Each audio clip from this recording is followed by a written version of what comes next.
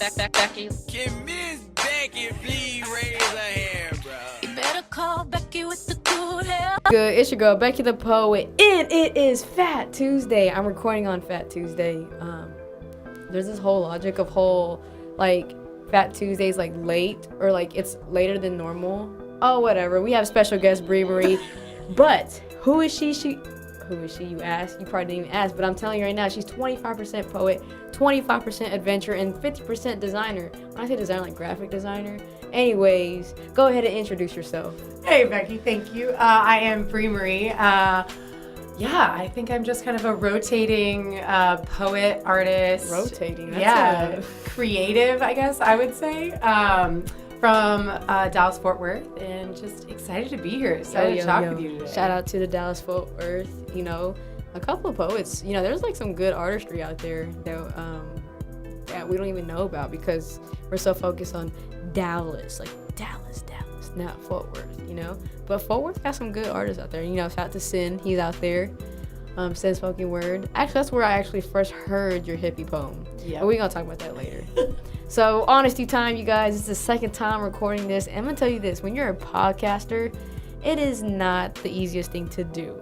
And sometimes when you record an episode, I end up rambling a lot. And I don't come prepared. So I think like I can go on a whim and be like, yes, this is what I'm going to talk about. And then it just goes from one topic to another. And next thing you know, I walk away. I'm like, I don't know if I really liked it. Like, it was a great conversation. Like, we had a great conversation. We spoke about some stuff, but I think most of it I was just, like, sick and not fully there. So I was like, you know what? Let's go ahead and re-record this because I didn't feel right. But go ahead. This is poetry time. Go ahead, spit your poem. Spit my poem. All right, I'm going to do one that's a bit newer. It's called A Collision with the Sun. And I'll just give some background on this. I recorded this after running into a guy I used to date. And I was like super amped. I'd had like this great week.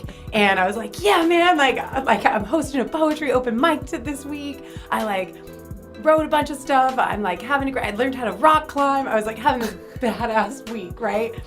And he's like, oh, you know, like, hey, running into you is like colliding with the sun. It's just like so much energy.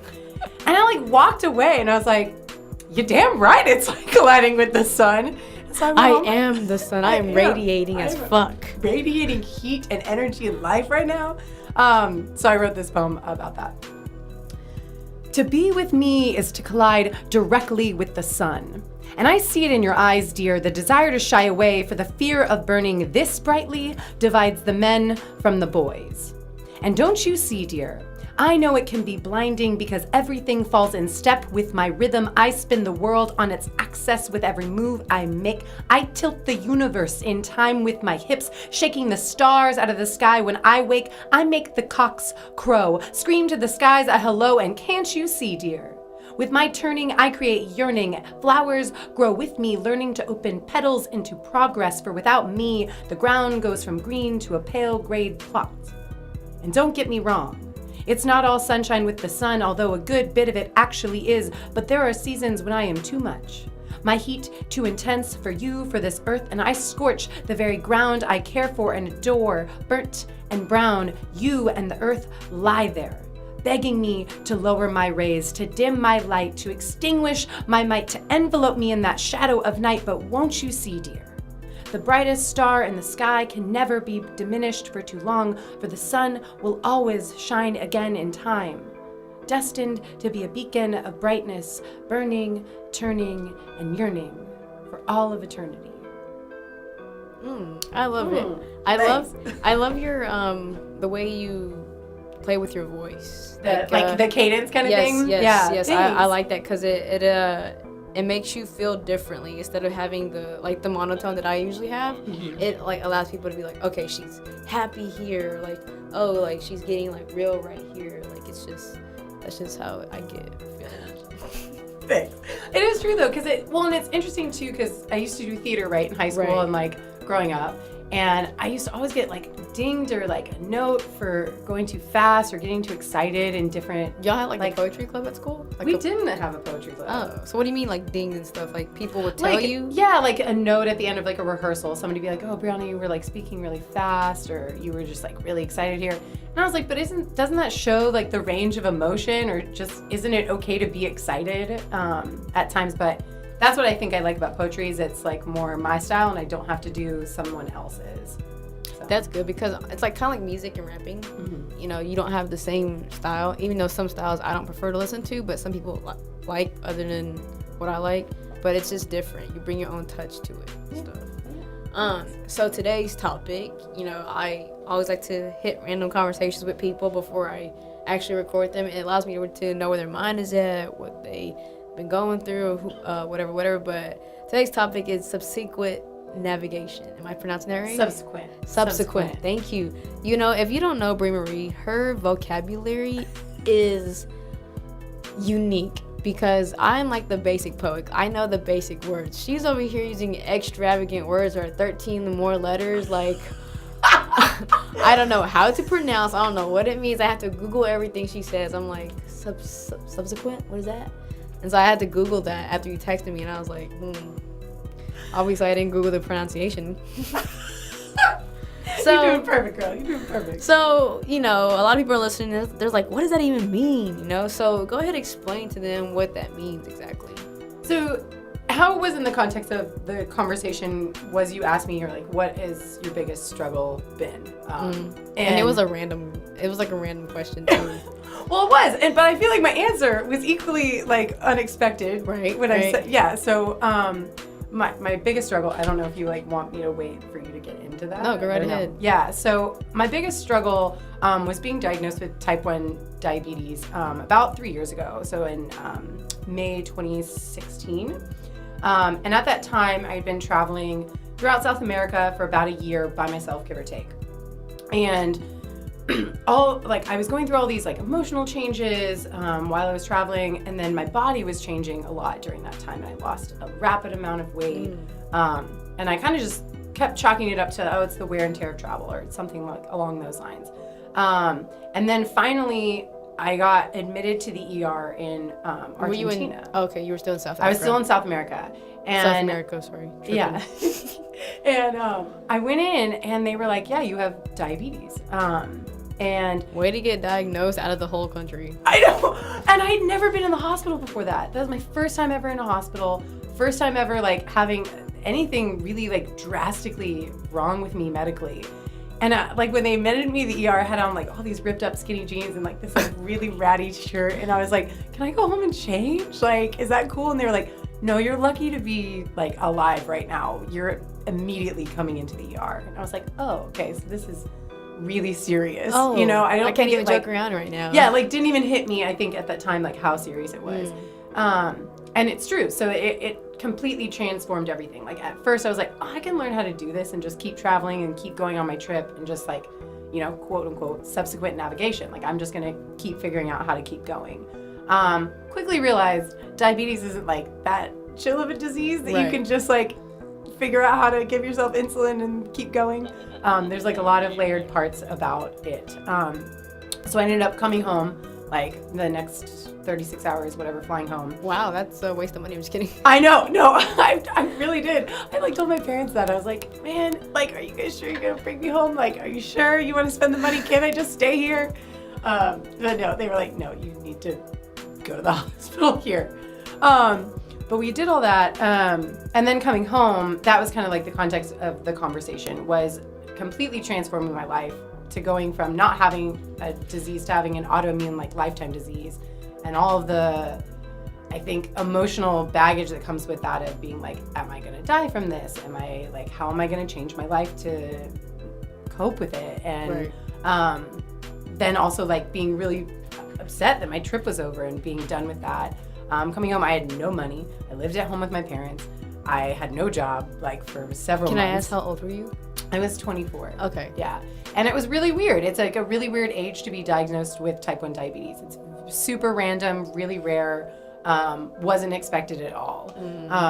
So that's kind of the thing is like I had to really like sit down and hit like almost rock bottom when I came home and just being like, where do I go from here? Dang. And I think that was something else we kind of talked about. Like I didn't write, I didn't perform, like I just had no confidence in who I was anymore because I just had, it was so shaking, like it was shaking me to my core and just like, but it kind of ended up rebooting me in a lot of ways. Like I ended up kind of shifting gears and getting a new job and going in a different direction and To the job you have now? to the job I have now. Ooh, Yeah. okay. So sometimes things happen for a reason. Yeah. Maybe for the better, possibly. Yeah. But you know, it looks like you ran into all these health issues. I wouldn't say all, but this health problem, and you know, people go through a lot of like things out of nowhere sometimes. You know, sometimes you go to the doctor just for a checkup, and then boom, find something out that's horrendous or very bad, or maybe it could be fixed, but it's still like, dang, like how did I get this? And even for I read this article about Michael Johnson. He is a healthy guy, track runner, Olympian, gold medals left and right, and out of nowhere he has small stroke.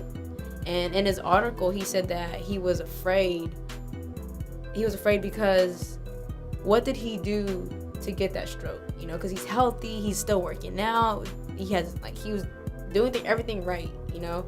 So it's like, what happened over time? So, you know, I know people sometimes fall into depression when you go to like find out like you have type 1 diabetes, any type of health issues. How did you cope with all that? Like, I know you came back and you say you didn't write and stuff, but how did you finally get over it? Not even get over it, but just like looked on the positive side of it. You know, it was funny because when I came back, I ended up starting to date somebody, and I like threw myself into this like relationship with this new person, which I would not recommend anyone to do because I was not in the headspace or really like my best version of myself to be with somebody. Mm-hmm.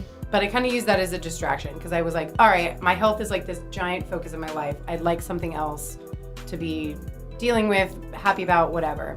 And then about towards the end of that relationship is when I realized I was like really severely depressed, and I was taking it out on my partner, I was taking it out on my friends, and I had to sit back and say, all right, like, what am I gonna do about this? So before we get deeper into that, you know how we kind of self-diagnose ourselves as like we're depressed.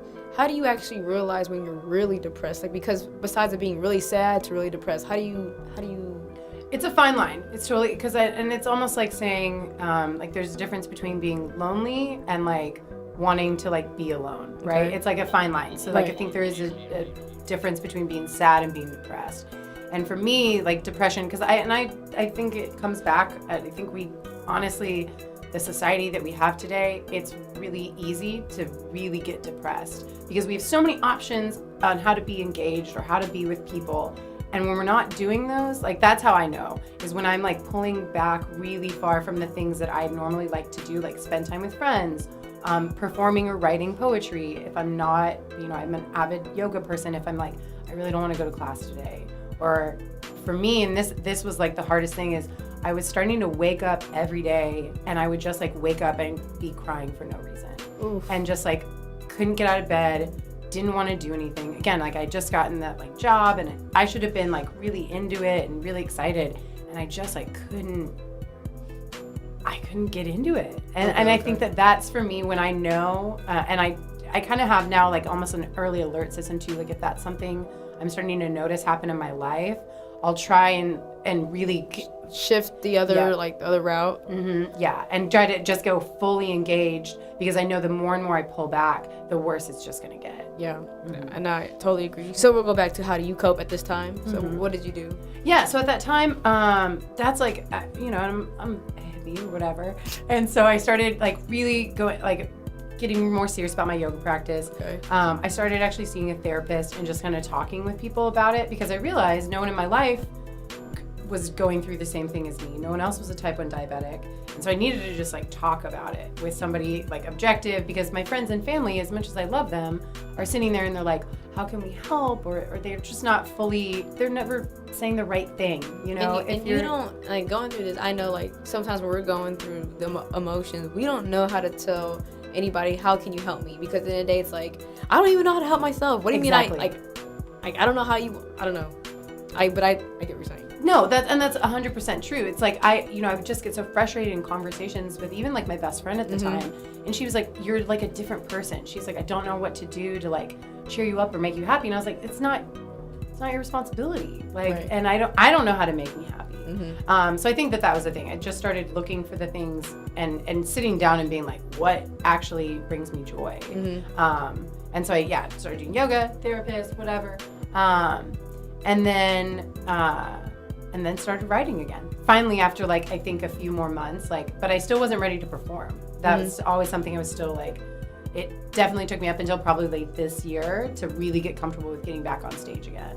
That's good. Yeah. That's good because I feel you on that. I feel like once I don't think I'm like the whole depressed part, but it's like I ran out of things to like say in my poems. Like I feel like I've already handled it, but a lot of stuff is like I avoid to write about because it's so close to home. It's like, let me avoid this to see what happens. Yep. And so far, like I've been okay, but I haven't been writing anything. So it's like, and I'm losing creativity. But it's like I'm dealing with my problems kind of fine. But I think part of it between like poets and emotional people is all that we just kind of like avoid it. Yeah. Oh yeah. Like I didn't write a poem about diabetes or my body or just like all of these changes that I'd gone through again until about like a little towards the end of last year. I finally like sat down and was like, all right, I'm feeling like it was like one of those days where I was like, I'm feeling this. Like, I'm gonna write this out. And when I got done with it, I was just I don't know, it almost like transmuted this like really negative distrust that I had about really my body because I felt like it had betrayed me, and it just like it went from functioning really normal to just being like an absolute mess, to really like understanding that my body like wanted me to listen, and that's what I have to do now. I just have to take really good care of it, and I can't ignore it. And that's I think that's a message to everybody, honestly, because I joke about this a lot. It's not something to joke about either, and I joke about it because like cancer on my mom's side runs on my mom's side is deep, like real deep. Her grandpa, my aunt, her older sister has lupus. Her younger sister has some kind of like skin problem, and it just runs my mom's side cancer, and so I always do this thing. Hey, oh sorry, got distracted. I always do this thing where I'm like, I will never go to the doctor to get a full checkup because if I find out I have something, I'm gonna be like either devastated or I'm gonna be like, fuck it, live life, and then find out like it's fixable. Kind of like on Grey's Anatomy, that one episode. If you know what I'm talking about, then you know. But yeah, I'm like, I don't want to find out. And there's been continuous days or in situations where I'm like, I can't drink coffee because my heart is like, it's going ham. And I'm like, oh, I have small ulcers. I don't even drink no coffee anyways, you know? I used to. And Like girls don't drink coffee? It's in so high worth school. it. But I was like, okay, yeah, like, I probably do have something. But and then my friend's like, Becky, don't say you're always dying. Because, like, you know how you sometimes speak something so much? It's like, oh, then you might die soon. It's like, damn, if you do die, it's like, Becky, stop. We told you not to talk about it. We said, don't do it. Don't do it, girl. But, so I know, it took you 2 or 3 years to get back to the poetry after you found out you were diagnosed with type 1 diabetes. And for all who don't know, what's the difference between type 1 and type 2? Thank you for asking, actually. I'm like more than happy to explain this. So type 1, so essentially it was like in my cells, it was in my body, and I got some type of like viral or bacterial infection that triggered it to make my pancreas stop producing insulin. Ooh. So that is like type 1 diabetes. And Okay. only 10% of diabetics are type 1 diabetes, like type 1 diabetics. And then type 2, the other 90%, the majority of people, like your grandma, your cat, like whatever. My mom, probably. Yeah. It's normally brought on by like diet. So it's like we have such a sugar heavy diet, especially in the United States and actually in South America. They have like a really high sugar intake. Like greens and all that. Mm-hmm. That your cells build up a resistance to insulin, which is produced by your pancreas. Right. So that you just end up having to like take more insulin than your body produces in order to like fix or like digest all the carbs. So that's like the biggest difference. Is that, and like type 2 can actually be reversed. Like when people tell me if I change my diet, I'm like, I do not eat any sugar or bread, and trust me, It's not related. I'm still a type 1 diabetic, Right. even I'm doing that. So is one autoimmune and the other not? they're Is that what both it is? technically Okay, autoimmune okay. diseases. Type 1 is just like More yeah. dramatic, not dramatic, but more. More like in your cells. Right, like right, it's right. like more about like your body composition and makeup and less about like exterior factors. Like the whole exercising and controlling your diet and all that good stuff. Yep. Well, that makes sense. That's why, like, all you people who love bread and carbs, be careful. Watch out. I don't want this. I don't wish this for anybody. Exactly. No, my mom, she, I don't even know which one she had. I think it's mostly type 2. And it's probably because the carbs were aged. We lots of rice with everything, rice with eggs, chicken, rice and rice. Yeah. And then so she tried to replace sticky rice with this more sugary with brown rice. And I was like, Mom, you're still eating rice. Like, It is better though. It's well, I'll give her credit though because it's like slow burning, and so it actually is like better for your body in the long run. yeah, but But it's still rice. It doesn't help because my mom then replaces rice with lots of fruits. Yep. And I'm like, okay, Mom, I know fruits are healthy, but come on now. It's still Come sugar. on. And then I'm like, go gym. She'll gym like once a month. She'll go hard 2 hours at the gym. And she's like, I'm done because I'm sore. And I'm like, well, who told you to go 2 hours then? That's why you take a whole month to recuperate, whatever. But, so back to what I was going to ask is, how has poetry impacted your life dealing with all of this? I think right now, like if I'm answering like right now today, I feel like it brought me back into this sense of I have like value outside of like what's going on in my body. Like I can actually be creative and create poetry and have something to share with people besides just being like labeled as a type 1 diabetic or letting that like kind of rule my psyche. And that was the shift. Like for a long time, it had to be my main focus because I had to like get healthy and like learn how to deal with it. Right. But then once that was kind of solidified, I was able to turn my attention then back to poetry and kind of realizing I can relate to people about other things as well as diabetes or my body through writing. And then performing has been just like a huge just confidence booster. And it just like makes me realize that like there's this radical vulnerability of getting up there and sharing like who you are with people and like seeing them relate to it and acknowledge it and kind of, you know, like connect over it makes you feel like I felt really alone with diabetes and being a type 1 diabetic, but then through poetry in the community you end up finding so many people that you can relate to about the struggle. I feel like the poetry community is very supportive in any type of like poem or like whether if you would take the poetry community and divide it up into like 10 different categories, like they're all supportive. I feel like I feel as though we all have feelings, and it's one of those things that normally we don't feel our feelings in daily lives, but within our poems, that's when we express ourselves. And that's what I used to tell people, like, if you're trying to figure out what's going on with you or what's going on, I'll tell you in a poem. Because honestly, like, me explaining to you how I really feel about this situation right now, you're not gonna get all that I want you to get. I'll only tell you, like, the outer side, like, yeah, I'm mad, I'm sad, but it's like, I'm not gonna tell you details because I think it's like I don't want to show my emotions and be like considered weak, you know? Yeah. And I think in the poetry world, like if I cry in front of everybody, like, okay, like that's okay in my book. But if I'm like explaining to a coworker and I'm crying, I'm like, man, I'm weak. I'm such weak. But even though in my showcase I always cry because I'm like, I think it's the built up stress that I have along with it. So it's like when I get up there, it's like, dang, I did a hell of a good job. Like, yes. And it gets so amped up emotional, and it's like, damn, the poem that I choose to read is like hella emotional. So I'm like, this is what I do to myself. But then it's like you're building this like sense of release, and then afterwards you're like, oh my god, I feel amazing. Right. Yeah.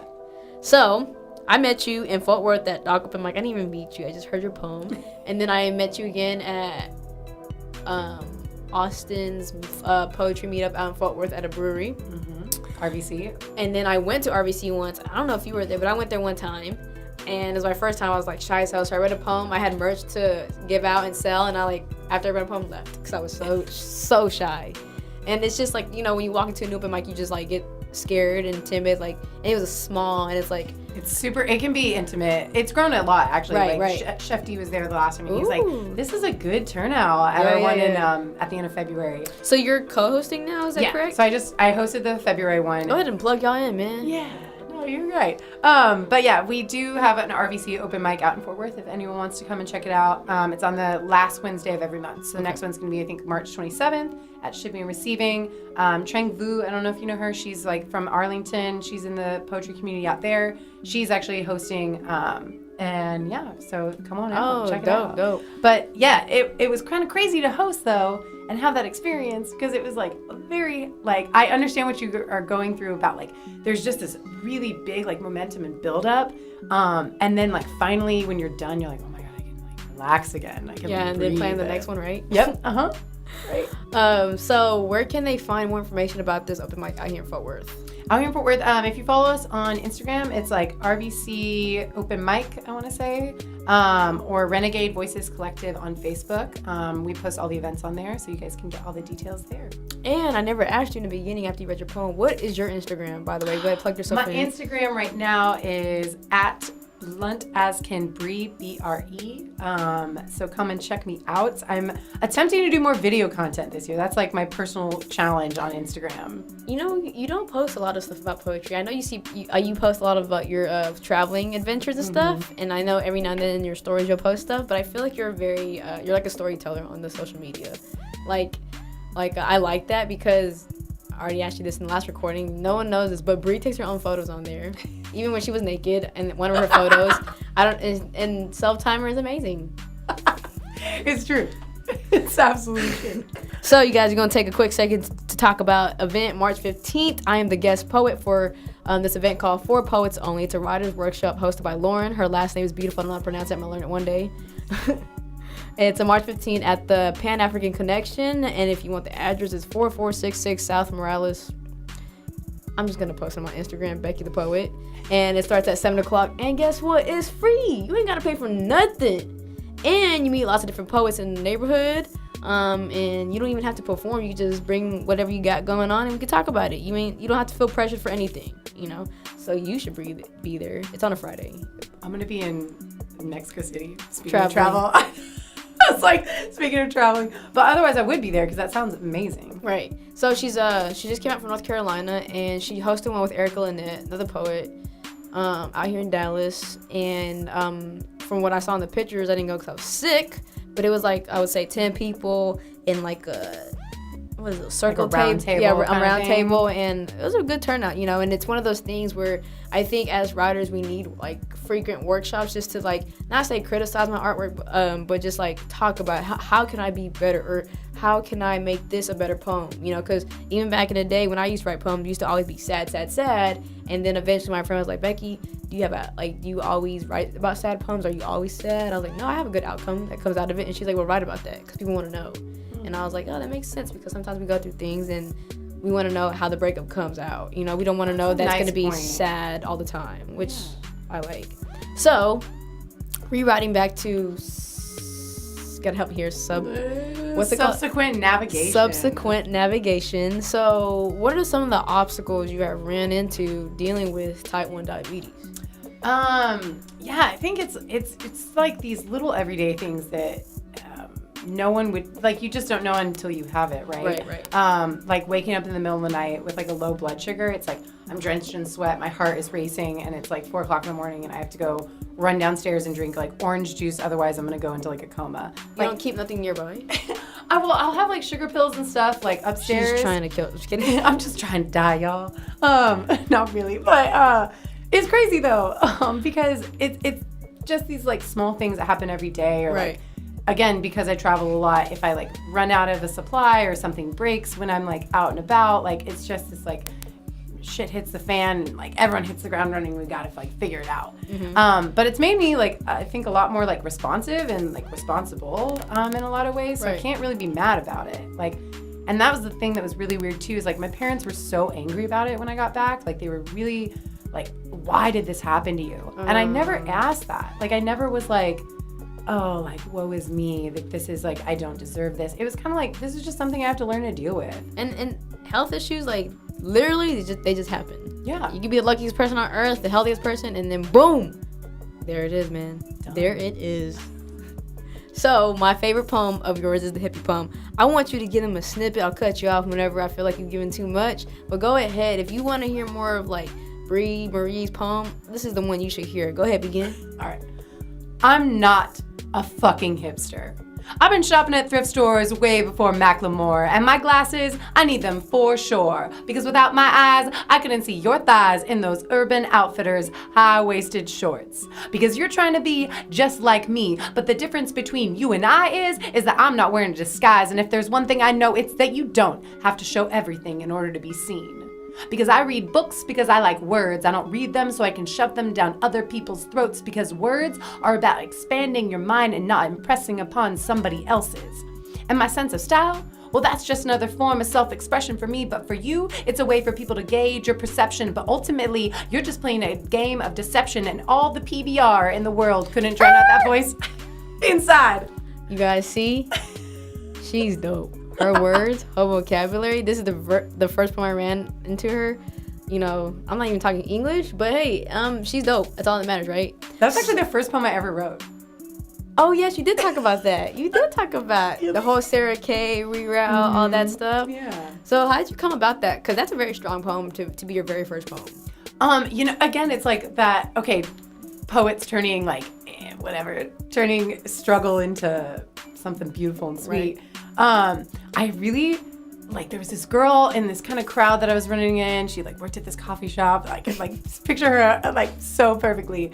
And she just was everything that I kind of wanted to be, this cool hipster girl that's into music and books and all this stuff. But I was I just felt like it was a trying total, too hard. Yeah, and it was it wasn't real and it wasn't genuine and she wasn't a real person. Just because you work at a coffee shop doesn't mean you're a hippie, bro. It doesn't mean you're so cool. Yeah, it doesn't mean you're just down to earth and chill. That's not, I'm just kidding. But yeah, but it was kind of this thing of we're so much more than just our labels, or what we project for the world to see. And that's kind of where that poem ended up coming from. And it was really directed at Chelsea. To Chelsea. No, that's good though, because I like poems that are messages to people, but then they'll never hear it unless you run into them ever again in life. Ever again. Which always happens in my life.